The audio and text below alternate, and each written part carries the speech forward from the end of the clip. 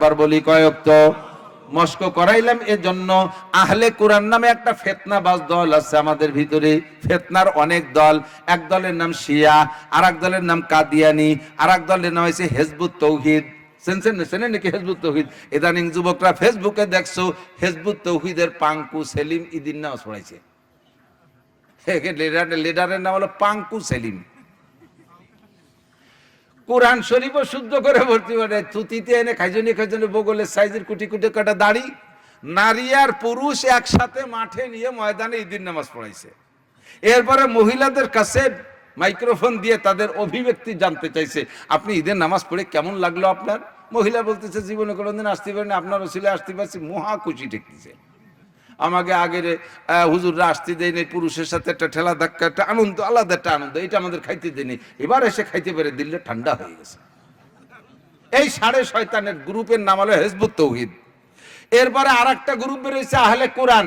এই আহলে কোরআন বলে যদি আপনার কাছে পরিচয়, আমরা আহলে কোরআন, আপনি মুসলমান, অবশ্যই সাধারণ পাবলিক আহলে কোরআন নাম শুনলে আপনি দুর্বল হয়ে যাবেন। কাদিয়ানীদের নাম দেশে আহমাদি মুসলিম জামাত, এ শুনলে পাবলিক কে দুর্বল না হবে? যে আহমাদি আমার নবীর নাম, মুসলিম মুসলমানের নাম, তাহলে এই দলটা অবশ্যই সত্যি হবে আহমাদি মুসলিম জামাত। এই সুন্দর সুন্দর নাম দিয়ে ইসলামের মধ্যে ঢুকে ধোঁকাবাজি করার চেষ্টা করতেছে যারা, তার ভিতরে একটা দলের নাম হলো আহলে কোরআন। এরা কয় নামাজ 3 ওয়াক্ত, এরা কয় নামাজ 3 ওয়াক্ত।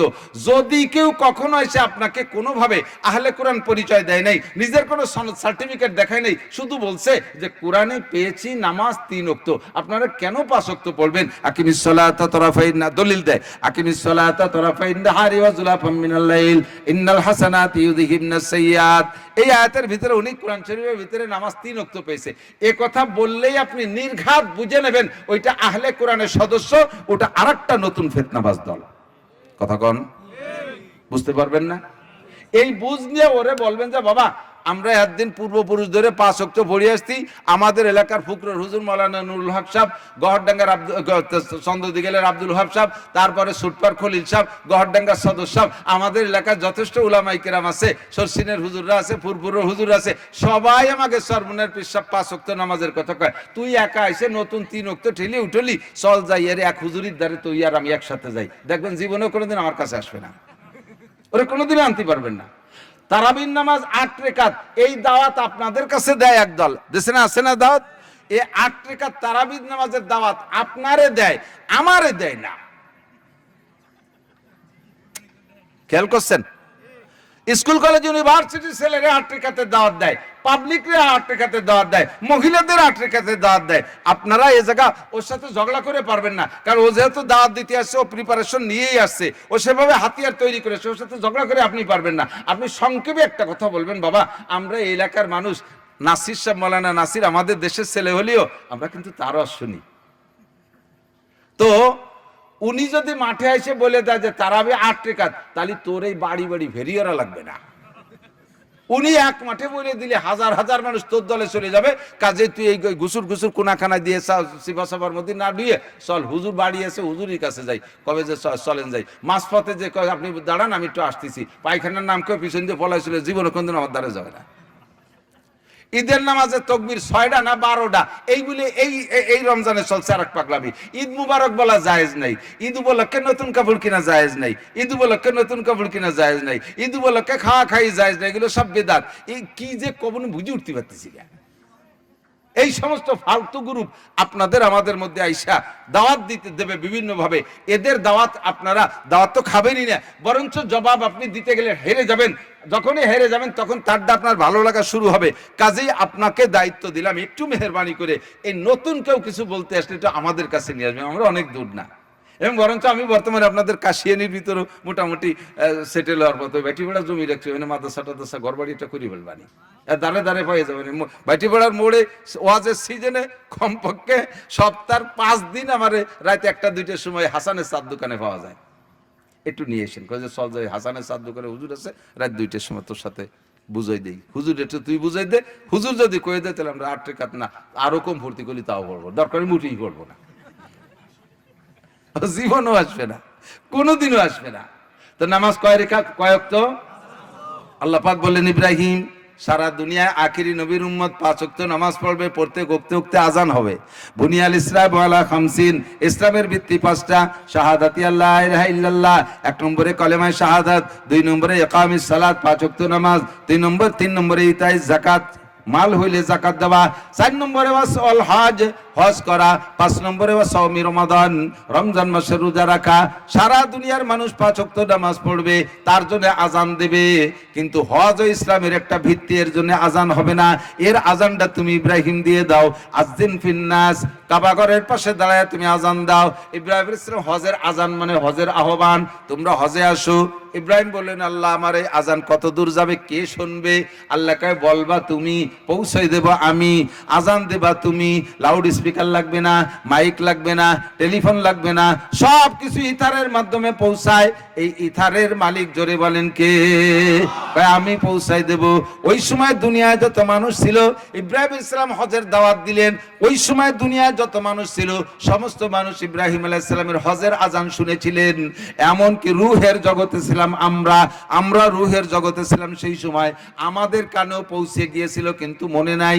আমরা ওখানে বসে ইব্রাহিম আলাইহিস সালামের এই হজের আজানের জবাব দিতে হয় লব্বাইক বলে। কি বলে? লব্বাইক বলে। আমরা সেখানে লব্বাইক বলেছিলাম, আবার অনেকে বলে নাই লব্বাইক।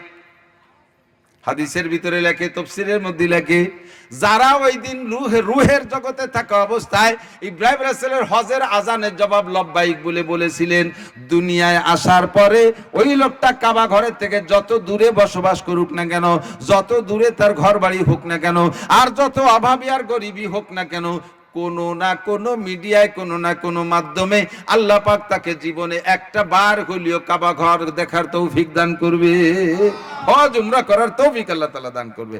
যারা গিয়েছেন তারা নিশ্চিত হতে পারেন আপনি ওই দিন লব্বাইক বলেছিলেন। এরপরে এও বলা হয়, যদি কেউ 5 বার লব্বাইক বলে থাকে রূহের জগতে, দুনিয়ায় আসার পরে সে 5 বার হজ উমরা করবে। যদি 10 বার বলে থাকে তাহলে 10 বার, যদি 1 বার বলে থাকে তাহলে 1 বার। কে কয়বার বলছেন জানি না। আলহামদুলিল্লাহ, আমার মনে হয় 8 বারের ব্যাপারে শিওর, আমি 8 বার গেছি আলহামদুলিল্লাহ। আমার ছেলেরা 4 জন গেছে। বিশ্বাস যে তাহলে আমরা কয়বার বেটা লব্বাইক কইয়েই আইছি। আপনার কি মনে একটু শখ হয় না হজে যাবেন না? যাওয়ার শখ হয় নাকি উড়াকান্দি? হজে যাবেন না? রহে মেরা মাসকান হাওয়ালিয়ে কাবা, বনে মেরা মদফন দিয়ারে মদিনা, ওহা জলওয়া ফরমা হায়াতুন নবী হ্যায়, ওহি জায়রিনে মাজারে মদিনা। নবী পাক বলেন, যদি কোনো ব্যক্তিকে আল্লাহ পাক তৌফিক দান করে, হজের তৌফিক দেয়, ওই লোকটা তৌফিক মানে দিক তাকান, শুধু টাকার নাম হজের তৌফিক না। কোটি কোটি টাকা আছে এর মানে হজ ফরজ হয়েছে তা না। খেয়াল করেন, টাকা হলেই হজ ফরজ হয় না। ফরজ হওয়ার জন্য শর্ত 1 নম্বরে মাল তো লাগবেই, 2 নম্বরে পারিপার্শ্বিক অবস্থা ভালো থাকতে হবে।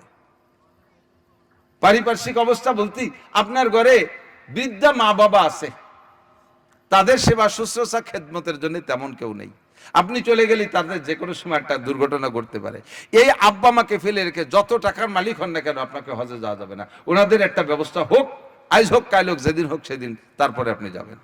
ঘরে সুন্দরী যুবতী মেয়ে আছে, যুগ জামানা ভালো না, চতুর্দিক দিয়ে সমস্যা, আপনি চলে গেলে অ্যাক্সিডেন্ট হতে পারে, মেয়েটারে বিয়ে শাদী দিয়ে তারপরে আপনার হজ। আপনার সব আছে, এই জাতীয় কোনো সমস্যা নাই, কিন্তু সরকার বাধা দেয়, আপনার পর হজ ফরজ হয়নি।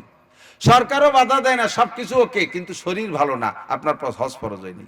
এই জন্য হাদিসে আসছে, হুজুর বলেন, মাল্লাম ইয়ামনাহু হাজাতুন যাহিরাতুন, বাহ্যিক যত সমস্যা আছে, আর্থিক সমস্যা, এই পারিবারিক সমস্যা, এইগুলো যদি কের না থাকে, মাল্লাম ইয়ামনাহু হাজাতুন যাহিরাতুন আও সুলতানুন জায়রুন, অথবা জালেম বাদশা ঠেকাচ্ছে না, মারাদুন হাবিসুন, অথবা মারাত্মক কোনো রোগ ব্যাধিও নেই, আর এই লোকটা সবকিছু থাকা সত্ত্বে যদি এই 3 প্রকারে বাধা নেই, তারপরে তৌফিক হওয়ার পরে যদি হজ না করে, ফালইয়ামুত, সে মরুক, ফালইয়ামুত, সে মরুক, ইনশা ইহুদিয়ান ওয়া ইনশা নাসরানিয়া, মনে চাইলে ইহুদি হয়ে মরুক, মনে চাইলে নাসারা হয়ে মরুক।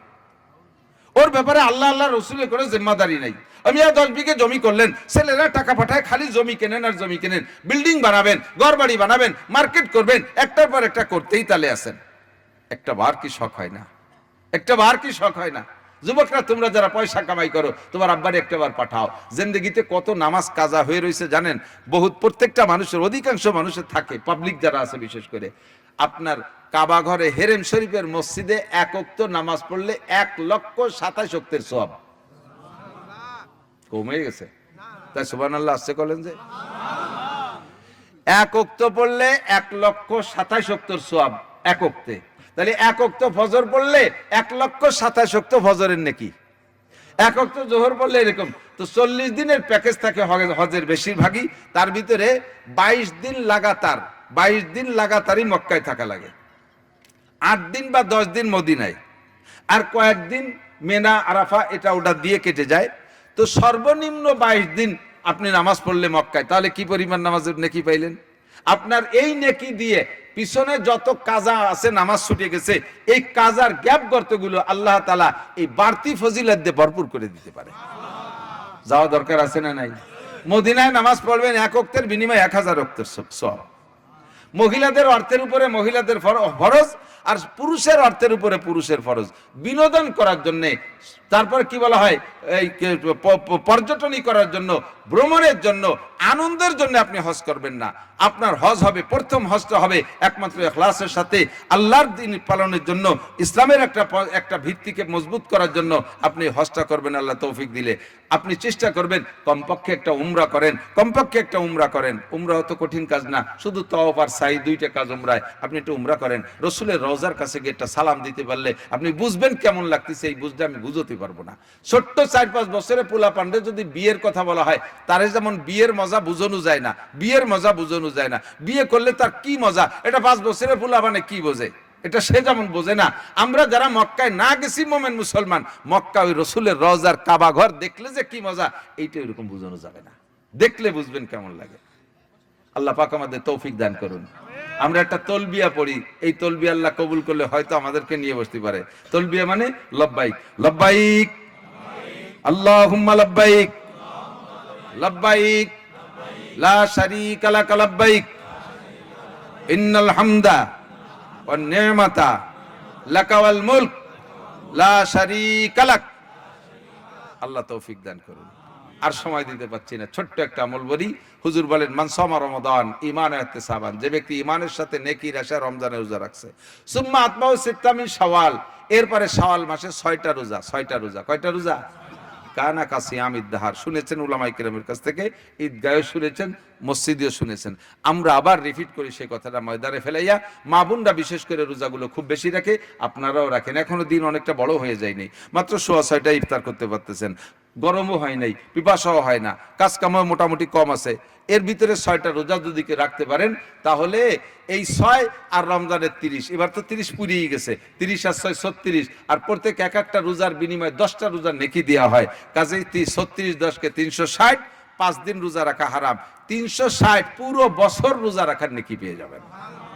আল্লাহ তাআলা আমল করার তৌফিক দান করেন। মেয়েদের, যে সকল মেয়েরা রমজান মাসে শারীরিক নাপাকির কারণে রোজাগুলো রাখতে পারেন নাই, ওই রোজাগুলো 2 রকম লিখছে ফতোয়ার কিতাবে, 2 রকম লিখছে যে ওই রোজার সাথে এই রোজা, অর্থাৎ যদি 6 দিন তার মাসিকের কারণে রোজা ছুটে গিয়ে থাকে, শাওয়ালের 6 রোজা আর ওই রোজারে নিয়ত করলে একসাথে আদায় হয়ে যাবে, এটা একটা মাসালা। বাকি আমরা এই জড়াজড়ির মধ্যে না যাই, ওই 6 রোজাকে আলাদা করে রাখবেন আর শাওয়ালের 6 রোজা আলাদা রাখবেন, শাওয়ালের 6 রোজা আলাদা রাখবো। রাজি আছেন ইনশাআল্লাহ? 5 ওয়াক্ত নামাজের পরে দোয়া করবেন নিজের জন্য, দেশের জন্য। আমি যে কথাগুলো বলছি, এই কথাগুলো কি আজেবাজে কথা বলছি নাকি? ফাঁকে ফাঁকে কিছু জরুরি কথাও পাইছেন না? কুরবানির সময় আসছে, কুরবানি করবেন তো? আমাদের তো ছেলে জবাই করতে বলা হয়নি, আমাদের প্রাণী জবাই করতে বলা যায়, ঠিক না? তো কুরবানি করবেন, মোটা সোটা দিয়ে কুরবানি করবেন। কুরবানি করে গোস্ত অত নিজে খাওয়ার চেষ্টা করবে না, সিনের গোস্ত, পাশাইতে মোটা মোটা গোস্ত, চুটির গোস্ত মাইটিয়ে ভরজা করিয়ে কলজে দিয়ে কুরবানির আগে জিন্দা কবর একটা কিনে নিয়েছে। জিন্দা কবর চেনেন? ফ্রিজ ডিপ ফ্রিজ, এই জিন্দা কবরের টাইনে তার মধ্যে ভরে থুইছে কতগুলো আড়গোড় বাঙালি বুঙ্গড়ি বাল্যু বাসের গিরিয়ে মিরিয়ে আইয়ে ট্যাংরা, তাই নিয়ে বইছে ফলে গরিব গুড়াবাকে দেওয়ার জন্য। এগুলো করবেন না। একেবারে সমস্ত গোস্ত মাইটিয়ে পরান কলিজা ঘিলু পর্যন্ত 3 ভাগ করে 1 ভাগ গরিবদের দিয়ে দেবেন, আর 1 ভাগ আত্মীয় স্বজনকে দেবেন, আর 1 ভাগ খাবেন। পারলে নিজের ভাগের টুকু দিয়ে দেন। আপনি একটা গরু কুরবানি দিতে পারছেন, আপনাকে আল্লাহ তৌফিক দিয়েছে। আর যারা আপনার বাড়ি বাড়ি এসে যে গোস্ত কালেকশন করতেছে, ওরা তো সারা বছর 800 টাকা দিয়ে 1 কেজি গোস্ত কিনে খাওয়ার মানুষের খুবই অভাব। কয়জনে কিনে খাইতে পারে? তাদেরকে আপনি পরাণ ভরে দেবেন। দেখবেন গরিব মানুষ, ফকিরের স্বভাব কি জানেন?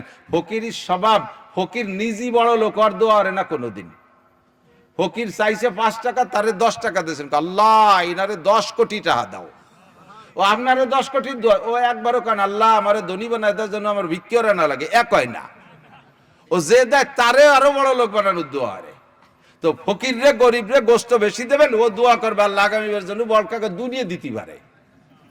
আর ওরে একখানা আড়গর দেবেন, তুমি শহীদ হনো, আল্লাহ দেই তো 2 বছর পর ওরও ব্যাগ দিয়ে নামাই দিচ্ছি, দাঁড়া। আর দিলি কিরম ঠায় ওরে ঠেয়ানো বুঝানোর জন্য নামাই দিচ্ছি। আল্লাহ পারে কি পারে না? বড় গরু কুরবানি দেবেন, পরাণ করে মানুষকে দেবেন, ভালো কাজে তাআবানু আলাল বিররি ওয়াত তাকওয়া ওয়ালা তাআবানু আলাল ইসমি ওয়াল উদওয়ান। প্রত্যেক ভালো কাজে একে অপরকে সহযোগিতা করবেন, মন্দ কাজে সহযোগিতা করবেন না, ভালো কাজে বাধা দেবেন না। মাহফিল করবেন, এটা ভালো কাজ। কতগুলো কথা শুনলেন, মাসালা শুনছেন। এরপরে মাওলানা ওহিদুজ্জামান বদর সাহেব ঢাকা থেকে চলে আসছে মনে হয় না, হুজুর আসছে, বয়ান করবে। সব কথাগুলো আমরা শুনবো, আমল করব। এই সিজনালি কথা যেগুলো আছে সেগুলো বলছি। বাকি আমি ওয়াজের ভিতরে দৈনন্দিন প্রয়োজনীয় জন্ম থেকে মৃত্যু পর্যন্ত সমস্ত মশালাগুলো আমি বলার চেষ্টা করি, যে একটা মশালা শুনলে শিখলে 60 বছর নফল নামাজও রোজার চাইতে বেশি নেকি পাওয়া যায়। পাশাপাশি আমল করে আপনি আমলই হতে পারবেন, এ কথাগুলো আমরা শিক্ষা দিই। তাহলে মাহফিল মন্দ না ভালো? আজকের মাহফিল কি মন্দ হয়েছে না ভালো হয়েছে? ভবিষ্যতে যদি যুবকরা করে, আমরা বুড়োর মুরব্বী ছোট বড় সবাই সহযোগিতা করবো তো ইনশাল্লাহ। একটু আল্লাহকে হাত দেখাবেন, মাহফিলের পক্ষে আছেন বা থাকবেন কারা? আছেন বা থাকবেন সত্যি ইখলাসের সাথে? এটাকে ইখলাসের সাথে হাত জাগাইছেন, ইমানের সাথে? এর মধ্যে কোনো মুনাফিকের ধোঁকাবাজি নাই তো? আল্লাহ হাতগুলোকে কাবার গায়ে পৌঁছাই দিও, রসুলের হাতের সাথে মুসাফায় মিলাই দিও, ইনাদের মুখে তোমার হাত দিয়ে হাউজে কাউসার পান করাই দিও। মাশাআল্লাহ, আলহামদুলিল্লাহ। আল্লাহ তাআলা কবুল করুক। ভাষাগত ত্রুটি বিচ্যুতি মার্জনীয়। আর আমি বাড়তে পারছি না, আমার আরেকটা মাহফিলে যেতে হবে ইনশাআল্লাহ। দোয়া করি বা জামাত নামাজ পড়ো আজকের